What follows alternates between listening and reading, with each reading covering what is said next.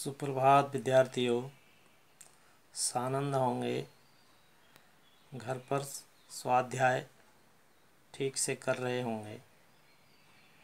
कल हम आपको सतसंगति नामक पाठ पढ़ा रहे थे,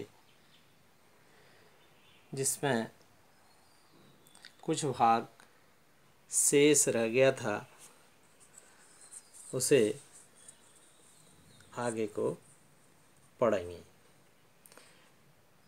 नीति शतके सतसंगते महत्ववर्णयं भरतहरि कथ्यति। नीति शतक में सत्संगति के महत्व का वर्णन भरतहरि कवि ने किया है। अब जो सूक्ति है उसको ठीक से आप पढ़ लेंगे और उसका अन्वय भावार्थ ठीक से समझेंगे, इसलिए इसको व्यवस्थित ढंग से देखेंगे। आगे बता रहा हूँ।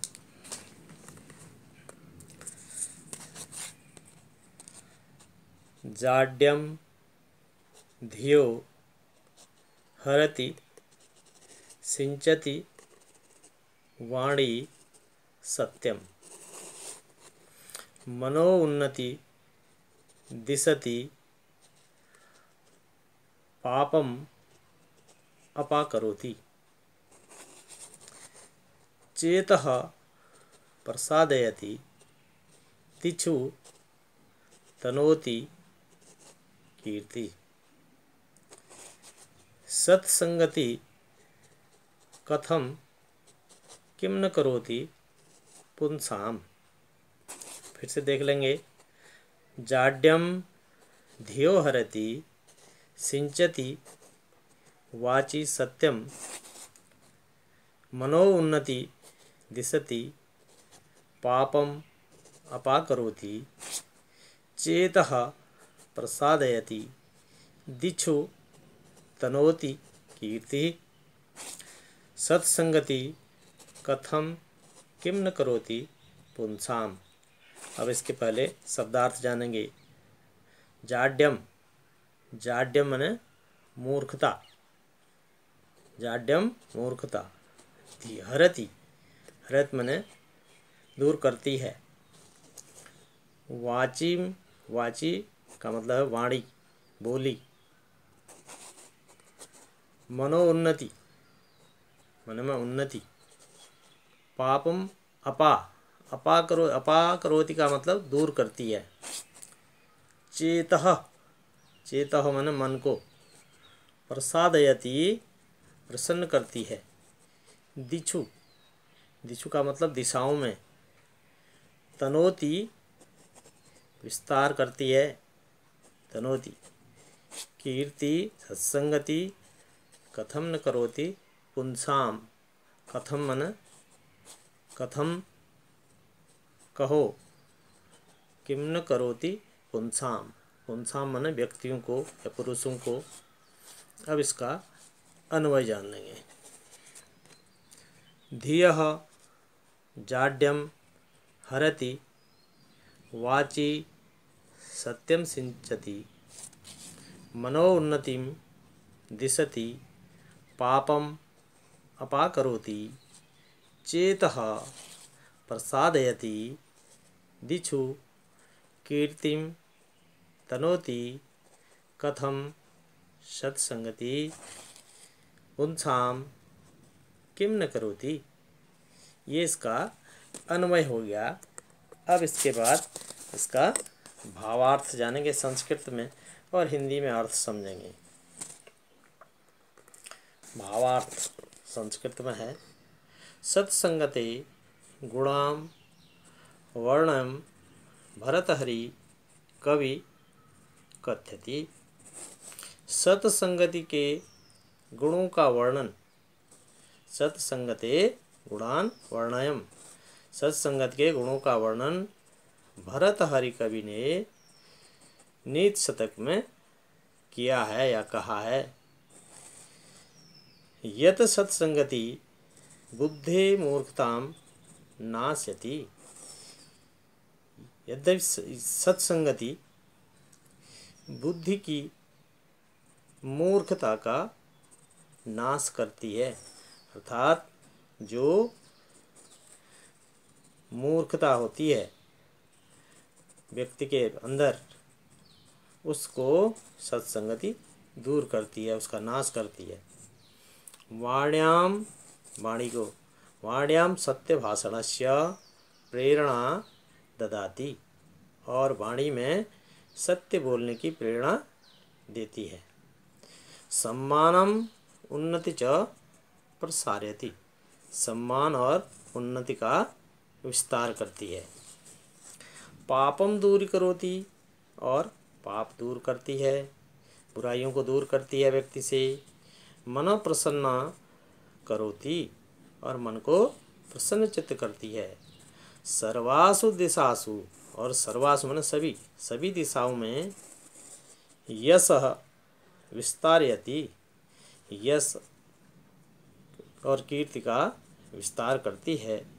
एतादृशी, इस प्रकार से सत्संगति मनुष्याणाम कम कम उपकारम न करोति, इस प्रकार से सत्संगति मनुष्य के लिए क्या क्या उपकार नहीं कर सकती, अर्थात सर्वसाध्यति, अर्थात मनुष्य में सभी प्रकार के उपकार और सद्गुणों का भर सकती है।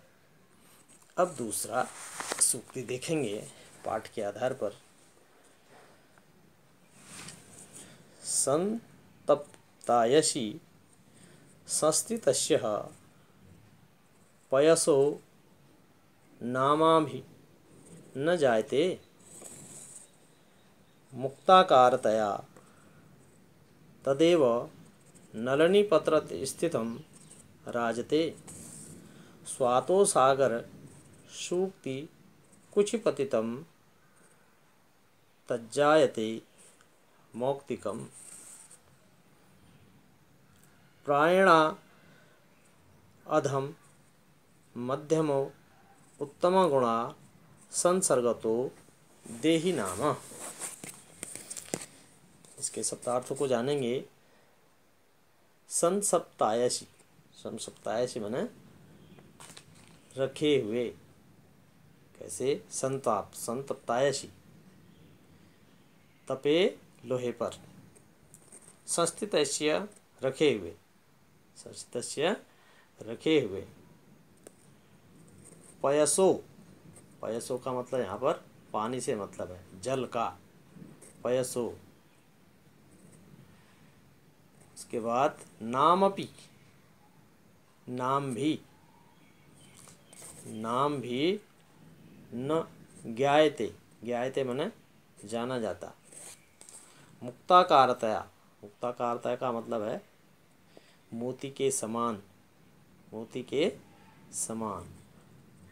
नलिनी पत्र, नलिनी पत्र कमल पत्र स्थितम, नलिनी पत्र स्थितम कमल पत्र पर स्थित।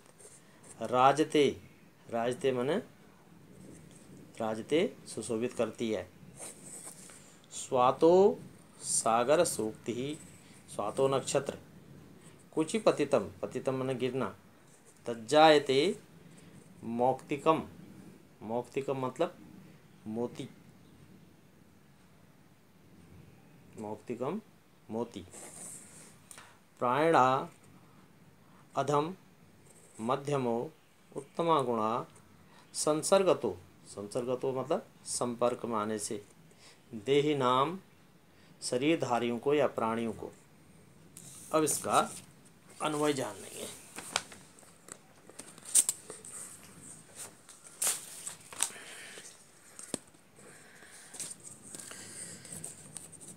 संतप्तायसि संस्थितस्य पयसः नाम अपि न ज्ञायते। नलिनीपत्र स्थितं तत्रैव मुक्ताकारतया राजते स्वातो सागर सूक्ति कुचिपतितं ततः मौक्तिकं जायते प्रायणय। दहि नाम अधम मध्यम उत्तम गुणा संसर्गजाः। अब इसका संस्कृत में भावार्थ जानेंगे और उसको हिंदी में समझ लेंगे।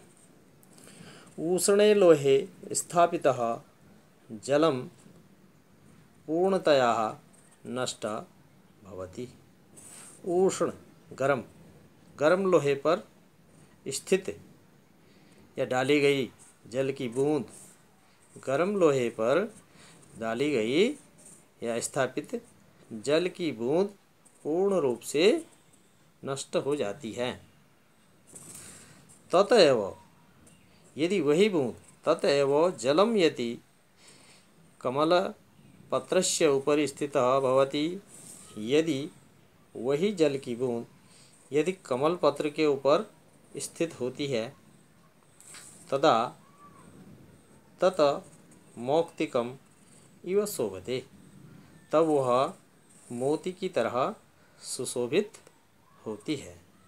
स्वाति नक्षत्रे, स्वाति नक्षत्र में ततएव जलम यदि सागरे सूक्ते उद्घाटिते मुखे पतित तदा तत मौक्तिकम एव भवति।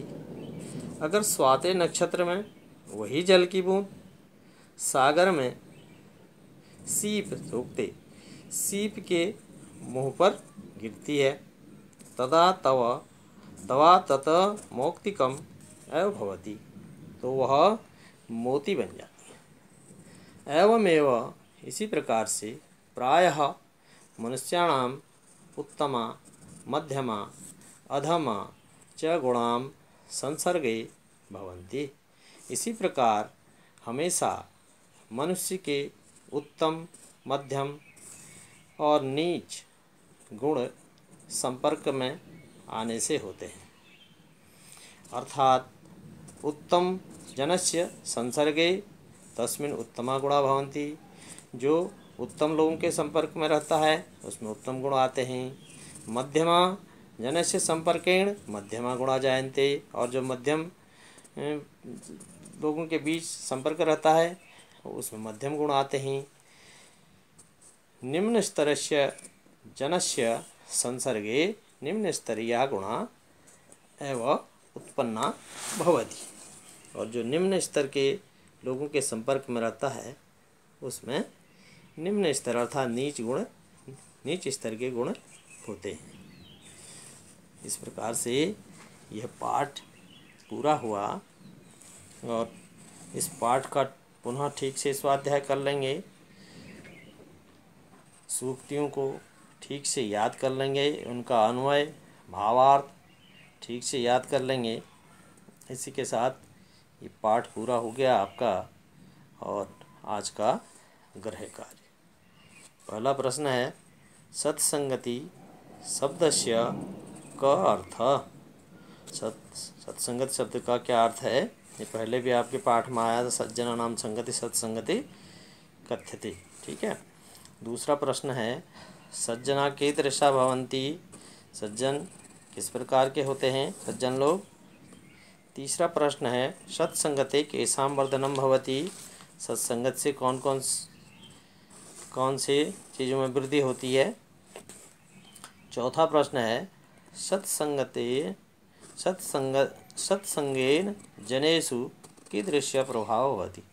सत्संगत से लोगों में किस प्रकार का प्रभाव पड़ता है, किस प्रकार का असर होता है, या सत्संगत से लोगों में किस प्रकार का प्रभाव पड़ता है। इस प्रकार से यह पाठ आपका पूरा हो गया। सुंदर लेख में कार्य पूर्ण कर लेंगे। धन्यवाद। घर पर रहिए, स्वस्थ रहिए, फिर मिलते हैं।